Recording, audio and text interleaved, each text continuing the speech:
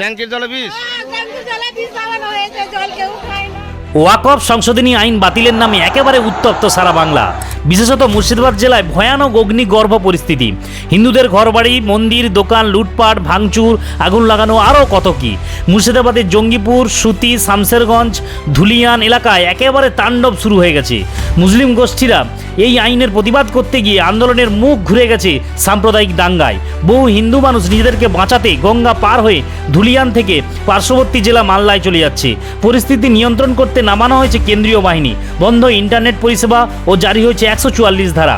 এখনও পর্যন্ত মৃত 3 জন ও গ্রেপ্তার হয়েছে 150 জন। এখন প্রশ্ন হচ্ছে, মুখ্যমন্ত্রী তো পরিষ্কার বলে দিয়েছেন এ রাজ্যে নতুন ওয়াকফ সংশোধনী আইন মানা হবে না, তাহলে কেন এমন উত্তপ্ত পরিস্থিতি? নাকি চাকরিহারা শিক্ষক আন্দোলনের বিষয় থেকে মানুষের দৃষ্টি ঘোরানোর জন্য এটা পরিকল্পনা? প্রশ্নটা রইল আপনাদের জন্য। আপনাদের মতামত কমেন্ট বক্সে জানান।